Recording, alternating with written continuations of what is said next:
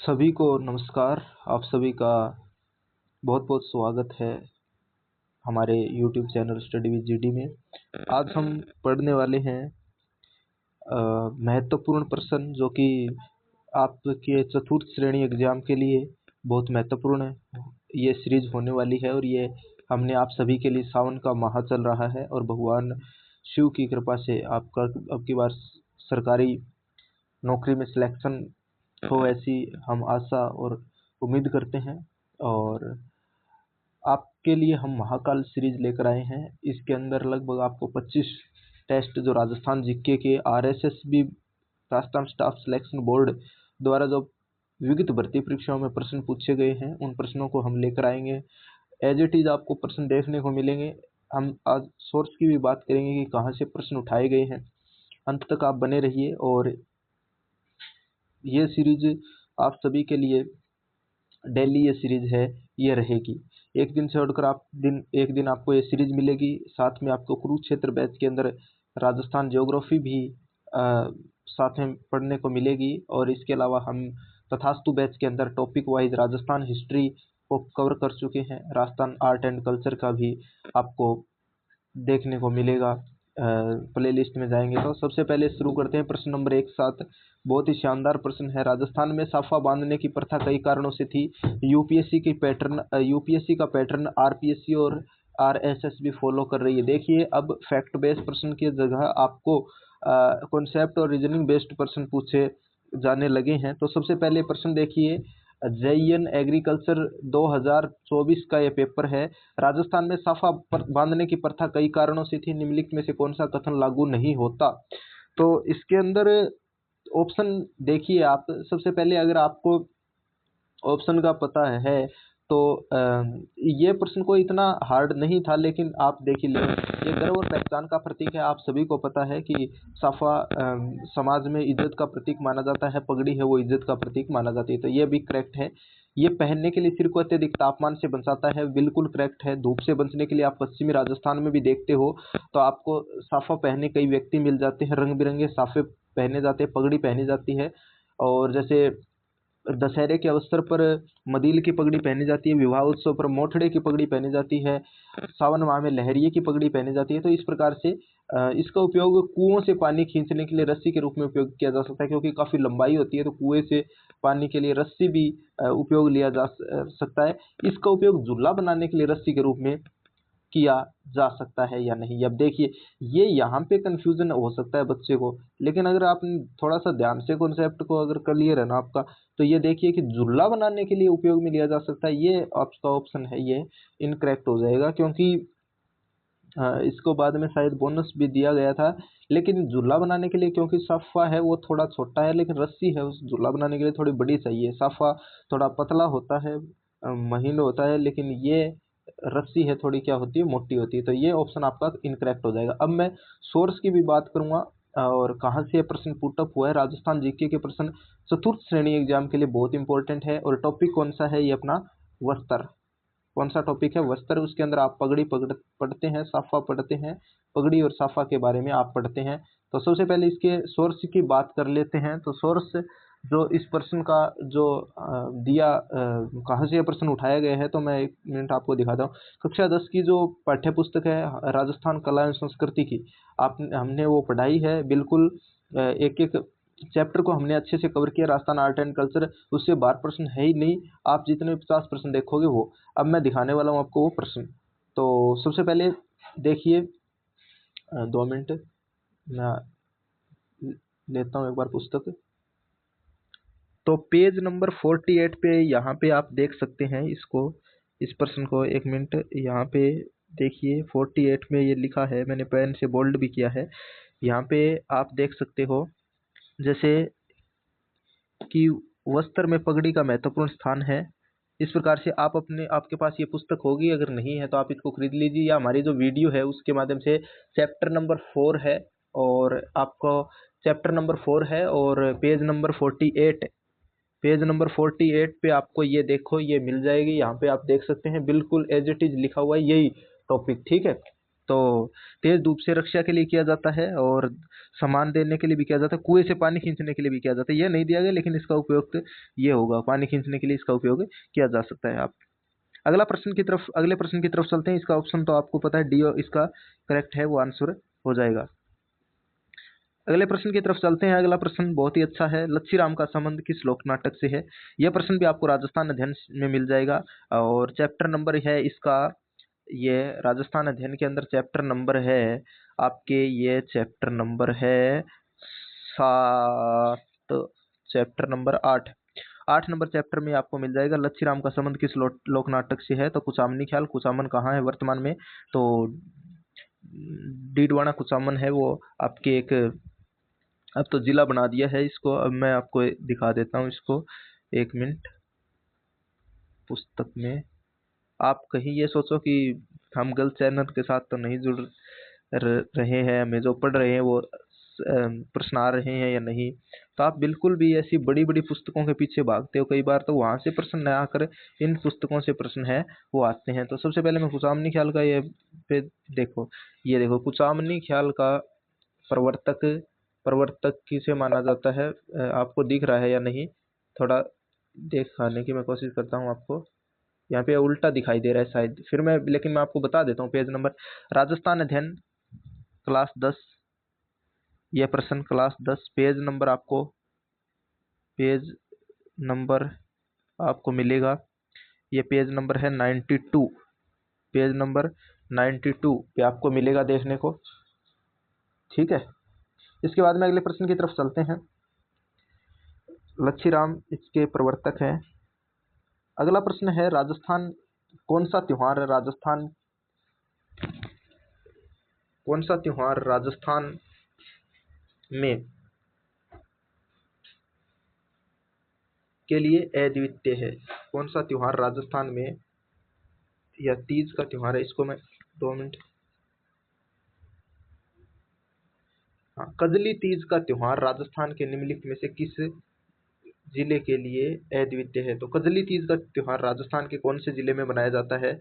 तो आप सभी को पता है कि कजली तीज कहाँ मनाई जाती है? बूंदी की बनाई जाती है। और भाद्रपद कृष्ण सप्तमी को ये तीज है, ये बनाई जाती है कजली तीज। तीज 3 प्रकार की होती है राजस्थान के अंदर, आप देखोगे तो सबसे पहले आती है आखा तीज, जिसको बोलते हैं अक्षय तृतीया। एक एक कॉन्सेप्ट इसके क्लियर करते हैं। फिर इसके बाद में आती है श्रावण माह की तीज, श्रावण शुक्ल तृतीया। एक है सातुड़ी तीज, या कजली तीज भी बोलते हैं इसको।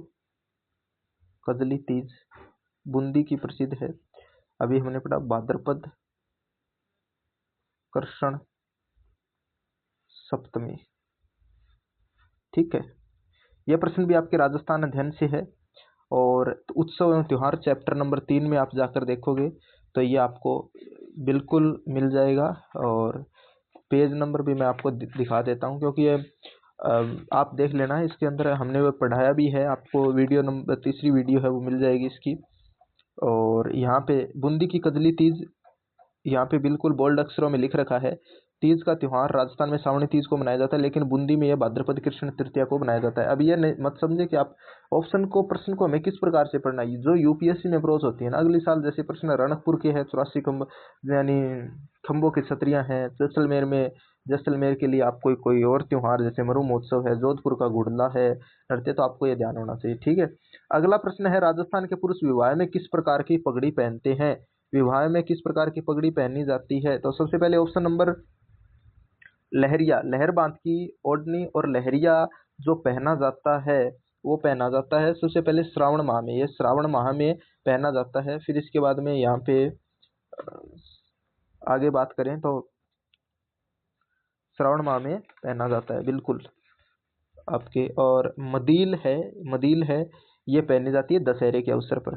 तो ये तो पहना जाता है श्रावण माह में, श्रावण माह में, श्रावण में। मदील है ये पहनी जाती है दशहरे के अवसर पर, दशहरे के अवसर पर। पुष्प प्रिंट है, पुष्प प्रिंट है यानी फूलों की युक्त, जो फूलों से बने हुए। एक मिनट, आपको मोठड़े की पगड़ी है, इसका उत्तर आंसर है इसका मोठड़े की पगड़ी। मोठड़े की पगड़ी आपको मिल जाएगी और ये पहनी जाती है, मोठड़े की पगड़ी ये पहनी जाती है कब? मोठड़े की पगड़ी पहनी जाती है विवाह उत्सव पर, और पुष्प प्रिंट पहनी जाती है होली के अवसर पर। और लहरिया की पगड़ी है ये पहनी जाती है श्रावण माह में, श्रावण माह में। तो ऑप्शन नंबर आपके चारों ऑप्शन के उत्तर इस प्रकार से होंगे। आपको जो ऑप्शन दिया गया है उसका भी पता होना चाहिए क्या कब कब पहने जाते हैं, श्रावण माह में। फिर इसके बाद में अगला प्रश्न है श्रावण माह में, और इसके अलावा आपको मोठड़े की पगड़ी है वो पहनी जाती है विवाह के अवसर पर। मदील है वो पहनी जाती है आपके पुष्प प्रिंट दिया गया है, पुष्प प्रिंट फूल पत्ती, बिल्कुल ये पहनी जाती है होली के अवसर पर। और इसके अलावा आपको अगला प्रश्न है जो मदील, ये दशहरे के अवसर पर, दशहरे के अवसर पर। और मोठड़ा ये विवाह है, विवाह है। ऐसे ही प्रश्न आपको देखने को मिलेंगे। लेटेस्ट पेपर जो हुए हैं राजस्थान कर्मचारी चयन बोर्ड द्वारा, वो पेपर आपको ध्यान में होने चाहिए। वो प्रश्न आपको यहाँ पे इस प्रकार के प्रश्न आपको देखने को मिलेंगे। ठीक है, आगे चलते हैं अगले प्रश्न की तरफ। अगला प्रश्न है कौन सा नृत्य राजस्थान राज्य में महिलाओं द्वारा किया जाता है? हर पुस्तक में यह मिल जाएगा, लेकिन अपने जो क्लास 10 की पुस्तक है उसके अंदर ये दिया ही गया है डायरेक्ट। राजस्थान का राज्य नृत्य भी है घूमर, और एक घेर सवाई चाल नृत्य में होती है। कौन सी चाल होती है? सवाई चाल होती है घूमर नृत्य में, आपको ये भी पता होना चाहिए। राजस्थान का राज्य नृत्य, महिलाएं इसमें पार्टिसिपेट करती है। ठीक है, और अगला प्रश्न है वो आप देखिए, निम्नलिखित में से कौन सा जयपुर का प्रसिद्ध लोक रंगमंच है? तो तमाशा। तमाशा आपको चैप्टर नंबर 6-7 में यह प्रश्न है, ये मिल जाएगा। और फिर अगला प्रश्न है कौन सा नृत्य, इंग्लिश में दिया गया है, कौन सा नृत्य यूनेस्को ने अपनी अमूर्त विरासत में शामिल किया है? तो आपको मिलेगा कालबेलिया नृत्य। एक प्रश्न से जुड़ा पूछा जाता है, कालबेलिया को विश्व स्तर पर पहचान देने वाली महिला का नाम क्या है? तो आपको पता होना चाहिए कौन है, गुलाबो, गुलाबो। और कालबेलिया शब्द का अर्थ भी पूछ लिया आपको तो पता होना चाहिए, काल मतलब नाग और बेली यानी मित्र, तो नागों के मित्र होते हैं कालबेलिया। ठीक है, इनको पकड़कर नृत्य दिखाते हैं, इनको मारते नहीं हैं। ठीक है, तो ये भी आपको पता होना चाहिए। भवाई नृत्य आपको पता है, दीपक रखकर घड़े में वो किया जाता है। फिर इसके बाद 13 ताली रामदेव जी के समक्ष किया जाता है। वालर नृत्य एक प्रकार से भीलों का ये नृत्य माना जाता है। और कालबेलिया नृत्य भी हमने इसका जिक्र कर लिया, यूनेस्को हेरिटेज में 2010 में इसको शामिल किया गया। कार्तिक पूर्णिमा में कोलायत राजस्थान के बीकानेर में कौन सा मेला भरता है? तो आपको ये पता होना चाहिए, कपिल मुनि का मेला भरता है। केला देवी मेला, लंगूरिया नृत्य आपको पता होना चाहिए मेला कब भरता है। केला देवी एकमात्र ऐसी देवी है जिनको मांस का भोग नहीं लगता है। करणी माता मेला 10 देशनोक बीकानेर। श्री महावीर जी मेला करौली, श्री महावीर जी मेला डिग्गी करौली के अंदर। ठीक है, तो कपिल मुनि मेला है बिल्कुल, इसका कार्तिक पूर्णिमा कोलायत बीकानेर में ये मेला लगता है। राजस्थानी साहित्य का प्रथम गद्य या आधुनिक गद्य का कवि किसे माना जा सकता है? किसे माना जा सकता है? तो इसका उत्तर होगा शिवचंद्र भरतिया, शिवचंद्र भरतिया या शिवचंद्र भारतीय। अगले प्रश्न की तरफ चलते हैं। राजस्थानी भाषा में काव्य रूप में उपलब्ध संतों का जीवन परिचय क्या कहलाता है? तो क्या कहलाता है? पर्ची। क्या कहलाता है? पर्ची कहलाता है, पर्ची कहलाता है। बातारी फुलवारी किसके द्वारा लिखी गई? तो ये प्रश्न आपको साहित्य का प्रश्न आएगा, और आपको विजयदान देथा या जो लक्ष्मीकांत कुमारी सुंडावत है उनसे जुड़ा हुआ प्रश्न देखने को मिलेगा। तो विजयदान देथा की कुछ पुस्तकों का नाम बता देता हूँ मैं। वैसे तो हमने इसके अंदर कवर किए, लेकिन इसके अंदर आप देख ले, अलेखू, हिटलर, सपन प्रिया, दुविधा पहली, ये पुस्तक आपको देखने को मिल जाएगी। और सपन प्रिया के बारे में तो ये प्रश्न भी पूछा गया था रीट में, तो आपको यह बात में ध्यान में होनी चाहिए। तो वही विजयदान देथा इसका करेक्ट आंसर होगा, आप सभी को पता ही होगा इसका। तो बांसवाड़ा डूंगरपुर में कौन सी बोली बोली जाती है? तो वागड़ी। कौन सी बोली जाती है? एक है बांगड़ और एक है वागड़ी। तो ये इसका वागड़ी इसका आंसर होगा। हड़ौती, कोटा बूंदी में, शेखावाटी सीकर के अंदर, मेवाती अलवर के अंदर। समझ गए? चलते हैं अगले प्रश्न की ओर। तो इसका उत्तर क्या होगा? बागड़ी। बागड़ी, वागड़ी। वह काव्य कृति जो किसी राजवंश या व्यक्ति की महान उपलब्धियों का वर्णन करती है। तो क्या होगा इसका उत्तर? वेली, विगत। तो इसके अंदर है जो इसका आंसर होगा वो आप बताएं। काव्य कृति किसी राजवंश की महान उपलब्धियों का वर्णन करती है, तो विगत होगा इसका, किसी राजवंश की। इसका उत्तर होगा विगत। क्या उत्तर होगा? विगत। और किसी राजवंश की, जैसे मारवाड़ परगना विगत है, मुनौत नैन्सी। तो तुकांत, राजस्थान में लिखा गया तुकांत गद्य काव्य रूप क्या है? जमाल है। जमाल है। इसको 1 मिनट आप करेक्ट कर लेना है, वचनिका या जमाल। जमाल है मेरे ऑप्शन से, मेरे हिसाब से शायद ये अपने राजस्थान अध्ययन वाले में दे रखा है आपको। आप वीडियो में जाकर ये आप अपने पास पुस्तक उसमें देख सकते हैं। कौन सी झील 500 से अधिक मंदिर और 52 घाटों से घिरी हुई है? JEN एग्रीकल्चर 2024 का प्रश्न पत्र है ये। और कौन सी झील 50 इसके अंदर प्रश्न है। तो महाकाल सीरीज को आप ज्वाइन जरूर करें। इसी टाइम आपको 50 प्रश्न है ये मिल जाएंगे। तो बहुत इंपॉर्टेंट जो विगत भर्ती परीक्षाएं हुई है 2023 से 2025 तक, उसके सारे प्रश्न आपको देखने को मिलेंगे। तो कौन सी झील 500 से अधिक मंदिरों और 52 घाटों से घिरी हुई है? तो इसका उत्तर आपको पता होना चाहिए। तो ये उत्तर होगा इसका। इस प्रश्न का आपको जो उत्तर देखने को मिलेगा वो है इसका उत्तर पुष्कर झील, पुष्कर सरोवर या पुष्कर झील। 500 से अधिक मंदिर हैं और 52 घाट है और 9 से 10 मीटर ये गहरी झील है।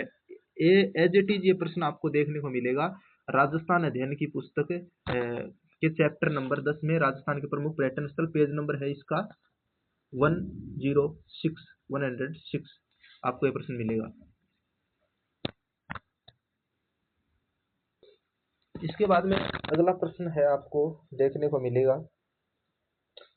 देखिए अगला प्रश्न, और आपको पता होना चाहिए अन्ना सागर झील, और ये कहाँ पे है? अजमेर के अंदर। सिल्लीसेट झील अलवर के अंदर, कायलाना जोधपुर। ठीक। किस प्रकार के वन केवल माउंट आबू क्षेत्र में पाया जाता है? राजस्थान में निम्नलिखित में से किस प्रकार का वन केवल माउंट आबू क्षेत्र में पाया जाता है? तो इसका ऑप्शन कौन सा होगा? हमें कमेंट करके इसको बताएं कौन सा इसका वन हो। तो उष्णकटिबंधीय पर्वतीय वन इसका आंसर होगा। ठीक है। और वैसे आपको ये कंफ्यूजन भी हो सकता है, जैसे उपोष्ण कटिबंधीय उपोष्ण सब ट्रॉपिकल माउंटेन फॉरेस्ट बोल सकते हैं इसको। इसके अलावा अगला प्रश्न, सब ट्रॉपिकल या माउंटेन फॉरेस्ट। राजा बार सिंह ने कौन सा किला बनवाया था? तो कौन सा किला बनवाया था? इसका आंसर होगा तारागढ़ फोर्ट। कौन सा किला बनवाया था? राजा बार सिंह ने तारागढ़ फोर्ट। तारागढ़ किले 2 हैं, और बूंदी और अजमेर के अंदर। तो ये तारागढ़ फोर्ट है बूंदी। निम्नलिखित में किसने हवा महल का डिजाइन तैयार किया? लालचंद उस्ता। और जयपुर का विद्याधर, वास्तुकार विद्याधर। राजस्थान के किलों के समूह में निम्न में से कौन सा सुमेलित नहीं है? सबसे पहले तो आपको पता होने मेहरानगढ़ किला ही गलत है, जोधपुर के अंदर है ये, जोधपुर के अंदर है। आमेर होता सही होता जयपुर के अंदर, सिवाना किला बाड़मेर। और इसके अलावा जयगढ़ भी है यहाँ पे जयपुर में। लालगढ़ किला बीकानेर का, जूनागढ़ दुर्ग को कहते हैं। भैंसवाड़गढ़ किला चित्तौड़गढ़। ठीक है। और राजस्थान का वेल्लोर। भैंसवाड़गढ़ के बारे में भी कहा गया है कि अगर मुझे टोड ने कहा था कि अगर मुझे जागीर चुनने का मौका मिले तो मैं भैंसवाड़गढ़ को चुनूंगा। ठीक है। तो ये है आपको। अगला प्रश्न है, कौन सा विकल्प सही है? सुनिए ये प्रश्न, आप देखिए यहाँ पे। राजस्थान अध्ययन में बिल्कुल मिल जाएंगे आपको सभी प्रश्न। तुंगा की लड़ाई राजपूत और मराठा के बीच में भी बिल्कुल करेक्ट है। पाटन की लड़ाई राजपूत और मराठाओं के बीच में हुई थी। पाटन और तुंगा दोनों ही राजपूत और मराठाओं के बीच में हुई थी। तुंगा की लड़ाई में मराठाओं का पलड़ा भारी था, ये गलत है। यहाँ पे राजपूत जीते थे, राजपूतों की संयुक्त सेना ने पराजित किया था, तो ये करेक्ट नहीं। इसके अंदर आपको जो फ्लैश कथन है वो पाटन की लड़ाई में मराठा सेना विजय हुई थी, बिल्कुल सही है। आपको देखो इस प्रकार से ऑप्शन देखिए, मराठाओं और मराठा सेना विजय हुई थी, ये यहाँ पे देख सकते हैं राजपूत और मराठा, तो मराठा सेना इनका युद्ध हुआ था तभी जीती, तो ये आप इस प्रकार से देख सकते हैं। मराठाओं का पलड़ा भारी था तुंगा की लड़ाई में, ये गलत है, राजपूतों ने इनको हरा दिया था और तुंगा की लड़ाई के अंदर। तो ये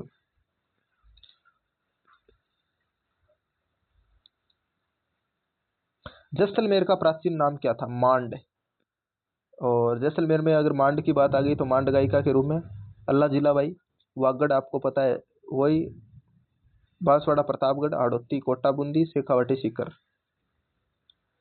झालावाड़ से पूरा पाषाण काल के औजारों की खोज किसने की थी? सेटनकर ने की थी, ठीक है, सेटनकर ने की थी झालावाड़ से। निम्नलिखित में से किस सभ्यता में घर बनाने के लिए सूर्य से तपी हुई ईंटों का प्रयोग किया गया? आहड़ में। पृथ्वीराज तृतीय का दरबारी कवि कौन था? चंद्रबरदाई, बाणभट्ट, हरिहर रामानुज। ये ऑप्शन है, बाणभट्ट तो हर्षवर्धन का था दरबारी कवि। राणा सांगा का स्मारक कहाँ है? तो ये है आपके मांडलगढ़ भीलवाड़ा। कहाँ पे है? मांडलगढ़ भीलवाड़ा। हाँ, ये आपको फर्स्ट चैप्टर में मिल जाएगी राजस्थान का सामान्य परिचय में, ठीक है। और अगला प्रश्न है, अगले प्रश्न की तरफ चलते हैं। तो 31 प्रश्न। निम्नलिखित में से किसने राजस्थान चित्रकला का पहला वैज्ञानिक वर्गीकरण प्रस्तुत किया? तो आनंद कुमार स्वामी राजस्थान चित्रकला का पहला वैज्ञानिक वर्गीकरण प्रस्तुत किया। किन्होंने किया? आनंद कुमार स्वामी ने, ठीक है। तो राजस्थान के निम्नलिखित में से किस शहर को किलों और हवेलियों का शहर कहा जाता है? तो कौन सा है? किलों और हवेलियों का शहर बोलते हैं जैसलमेर। किसको बोलते हैं? जैसलमेर, ठीक है। अगले प्रश्न की तरफ चलते हैं। पर्यावरण संरक्षण एवं जागरूकता के लिए आपको पता है अमृता देवी पुरस्कार, केजरीवाल आंदोलन आप सभी को पता है, यह इसका उत्तर होगा। और अब की बार जो पेपरों का है आप थोड़ा टेक्निकल थोड़ा सोचेंगे तो आपको उत्तर निकल के आ जाएगा। माई बजाज सागर परियोजना किस पे है? तो आपको पता है ये बोरखेड़ा गांव है, वहां पे राजस्थान का बांसवाड़ा के अंदर है बोरखेड़ा। माई नदी कर्क रेखा को 2 बार पार करती है। राजस्थान में यूटर्न लेकर जैसे प्रतापगढ़ के रास्ते होकर वापस मुड़ के, और इनका जल कहाँ पे चला जाता है? यहाँ पे बंगाल मध्य प्रदेश से ये राजस्थान में प्रवेश करती है। राजस्थान का निम्नलिखित में से कौन सा मरुस्थलीकरण से क्षेत्र प्रभावित है? तो पश्चिमी क्षेत्र। इसके लिए काजरी और आफरी की स्थापना की गई। राजस्थान का निम्नलिखित में से कौन सा क्षेत्र पाकिस्तान के साथ सीमा साझा करता है? तो बीकानेर इसका करेक्ट आंसर होगा। तो कौन सी हैं आपको पता होना चाहिए जिले? गंगानगर, बीकानेर, जैसलमेर, फलौदी, बाड़मेर। गंगानगर, जैसलमेर, बीकानेर, फलौदी, बाड़मेर। बालोतरा भी है इसके अंदर, रघुनाथ, लेकिन ये जिले हैं पहले सर्वाधिक कम। रघुनाथगढ़ सीकर राजस्थान के निम्नलिखित में से किस क्षेत्र में स्थित है? कौन से क्षेत्र में स्थित है? उत्तरी अरावली सीकर के अंदर स्थित है। उत्तरी, मध्य और दक्षिणी अरावली 3 भागों में विभाजन किया गया है। तो राजस्थान का 3 भागों में विभाजन करने पर उत्तरी अरावली की यहाँ पे सीकर है, तो सीकर इस क्षेत्र के अंदर ये क्षेत्र, ये मध्य उत्तरी अरावली के ये स्थित है, ठीक है। आपको पता होना चाहिए ये यहाँ पे है स्थित। फिर इसके अलावा आगे निम्नलिखित में से कौन सा वन्य जीव अभयारण्य राजस्थान के चूरू क्षेत्र में स्थित है? ताल छापर स्थित है। राजस्थान की काली मिट्टी के बारे में निम्नलिखित में से कौन सा कथन सही नहीं है? ये मिट्टी राजस्थान के दक्षिण पूर्वी जिलों में बनती है, बिल्कुल सही है। कोटा बूंदी क्षेत्र में ये सिक्का प्रधान मिट्टी है, ये भी कोटा बूंदी, और इसके अलावा आपको डूंगरपुर बांसवाड़ा मिल जाएगी। इसमें नाइट्रोजन की पर्याप्त मात्रा होती है, ये गलत है, नाइट्रोजन की पर्याप्त मात्रा नहीं होती है इसके अंदर। ये गन्ना और धनिया जैसी व्यावसायिक फसलों के लिए अच्छी मिट्टी है, तो ये बिल्कुल करेक्ट है, लेकिन इसमें नाइट्रोजन की पर्याप्त मात्रा होती है, ये ऑप्शन ही गलत है। इसमें पोषक तत्व काफ़ी मात्रा में होता है, उपजाऊपन लिए होती है, मैग्नीशियम वगैरह सब तत्व, लोहा, आयरन, लोहे तत्व होते हैं। फिर निम्नलिखित में से अगला प्रश्न है कि कौन सा राजस्थान में सूखा मुख्य रूप से वर्षा की विफलता के कारण के कारण होता है? कौन सी वर्षा? दक्षिण पश्चिमी मानसून। क्या आंसर होगा इसका? इसका आंसर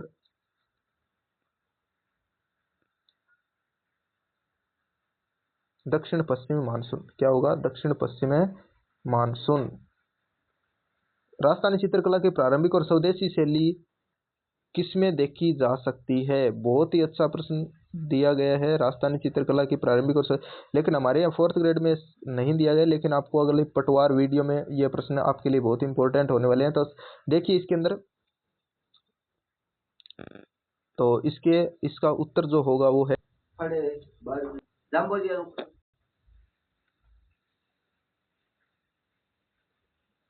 तो इसका जो आंसर है वो राजस्थान की जो प्रारंभिक जो शैली उदयपुर ने संरक्षण दिया, और इसका उत्तर होगा वो होगा मेवाड़ स्कूल ऑफ आर्ट्स।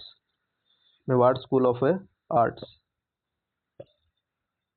फिर इसके बाद में अगला प्रश्न है वो देखिए, महल में एक चित्र गैलरी की स्थापना की जिसे तस्वीर और कारखानों कहा जाता है, तो ये किसने बनवाई थी? ये देखिए प्रश्न, ये होता है प्रश्न का लेवल।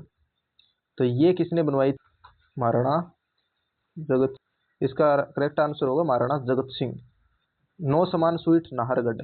नाहरगढ़ किला, नाहरगढ़ जयपुर। भीलवाड़ा के शाहपुरा के जोशी परिवार के चित्रकार किस लोक कला के पारंपरिक कलाकार रहे हैं? तो भीलवाड़ा के शाहपुरा के जोशी परिवार किस के रहे हैं? तो इसका उत्तर होगा फड़के। और इसके अलावा आपको अगला उत्तर है वो यहाँ पे देखिए, बणी ठनी किस चित्रकला स्कूल से संबंधित है? तो बणी ठनी है वो किस चित्र किशनगढ़ शैली से।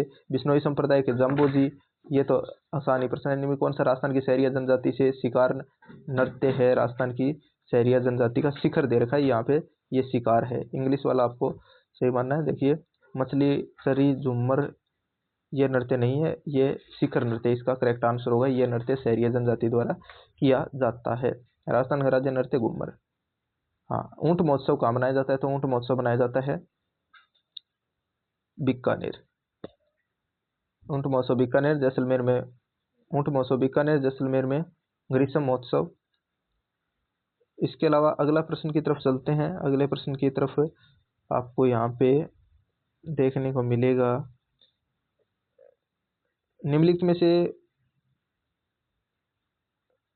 कुएं को जल आपूर्ति करने वाले जलभूत के प्रकार के आधार पर कुएं के प्रकार का चयन कीजिए। बहुत ही खतरनाक प्रश्न पूछा गया है। यहाँ पे देखिए, form the following list type of well and type aquifer supplying water to the well. तो इसका जो आंसर होगा वो करेक्ट होगा, भौमजल सतर कुएं हैं एक तो, और एक है रिसाव युक्त कुएं। ये ऑप्शन आपने कभी पढ़ा ही नहीं होगा। तो ये भौमजल सतर कुएं एक तो जो डीप डाउन होते हैं ना, जैसे very depth water table wells होते हैं, और एक प्रकार के। और अगला ऑप्शन है जो है आपको रिसाव युक्त यानी लीकी वेल्स रिसाव युक्त कुएं। अगला प्रश्न है, निम्नलिखित में से कौन सा नलकूप का प्रकार नहीं है? नलकूप का प्रकार कौन सा नहीं है? तो ये भी जल संसाधन एवं संरक्षण से जो टॉपिक लगता है, ये प्रश्न भी अच्छा प्रश्न है। समतल सतर के कुएं इसका प्रकार नहीं है। गुहा केविटी प्रकार के कुएं, गुहा केविटी, छलनी, स्ट्रेनर टाइप, और इसका फ्लैन स्टेटा। स्ट्राउड वेल्स नहीं है। समतल स्तर फ्लैट स्ट्रेनर स्टेटा नहीं है। श्राउडेड फ्लैट स्टेटा इसका उत्तर नहीं होगा, श्राउडेड वेल्स होगा, और एक स्टेटन टाइप्स। और अगला इसके अंदर दिया गया कैविटी टाइप्स वेल्स, कैविटी, स्टेटन्स, फ्लेटा स्टेट वेल्स और स्ट्राउडेड वेल्स। तो समतल स्तर के कुएं इसका आंसर नहीं होगा, ये नलकूप का प्रकार नहीं है। इसके अंदर सिंचाई प्रणाली की विभिन्न संरचनाएं निम्नलिखित में से कौन सी है? इन्हें उचित क्रम में व्यवस्थित करें। तो इसका आंसर जो होगा वो होगा आंसर नंबर बी। ये इतना डेप्थ में नहीं पूछा जाता है ये, क्योंकि जेईएन एग्रीकल्चर से संबंधित प्रश्न था, तो ये उसमें भी जोड़ सकते हैं आप। तो सबसे पहले आएगा इसका मुख्य जलाशय। सिंचाई प्रणाली में विभिन्न संरचनाएं कौन सा होगा? तो मुख्य जलाशय होगा, फिर नहरें, आउटलेट, मुख्य जलाशय, नहरें, आउटलेट, और फिर इसके बाद में दिग प्रवर्ती शीर्ष, डाइवर्जन,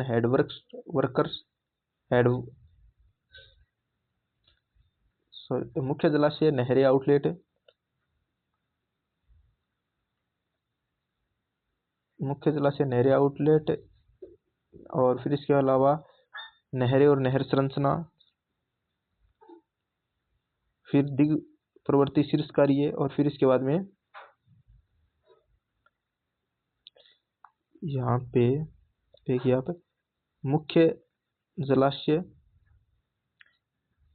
दिग प्रवर्ती शीर्ष कार्य, नहरें और नहर संरचनाएं, क्रॉस ड्रेनेज वर्ग और नहर आउटलेट। ये प्रश्न आपको नहीं मिलेगा आसानी से पुस्तकों में, लेकिन आपको ये इतना डेप्थ में पढ़ने की जरूरत नहीं है क्योंकि एग्रीकल्चर से संबंधित ये पाठ्यक्रम में लगता है, तो इसके अंदर ये शामिल हो गया। तो अगला यह प्रश्न भी आपके नहीं है, और पूरा मैदान पानी से भर जाता है, बेसिन सिंचाई और एरीगेशन, ये भी आपके इसके अंदर नहीं है। अगला प्रश्न देखिए यहाँ पे, ये भारत में जल विभाजक विकास कार्यक्रम नहीं है, तो ये प्रश्न आपका होगा वर्षा सिंचित क्षेत्रों के लिए राष्ट्रीय जल विभाजक विकास परियोजना,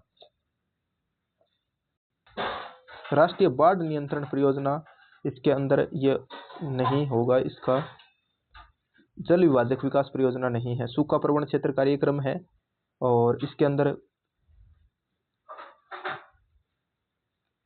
राष्ट्रीय बाढ़ नियंत्रण परियोजना नहीं है। रेगिस्तान विकास कार्यक्रम है, और जल विभाजक के लिए वर्षा सिंचित क्षेत्रों के लिए राष्ट्रीय जल विभाजक विकास परियोजना।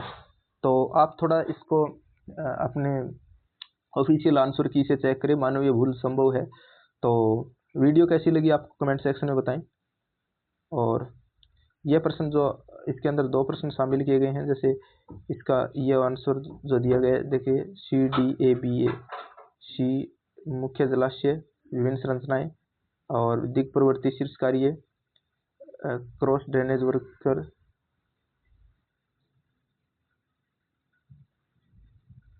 मुख्य जलाशय, दिग प्रवर्ती शीर्ष और नहरें, क्रॉस ड्रेनेज वर्कर, नहरें आउटलेट। यह प्रश्न आपके लिए नहीं आएगा, ये इस प्रकार के प्रश्न नहीं पूछे जाएंगे क्योंकि JEN एग्रीकल्चर का था, इसमें प्रश्न पूछे गए। वीडियो कैसी लगी आपको कमेंट सेक्शन में बताइए। धन्यवाद।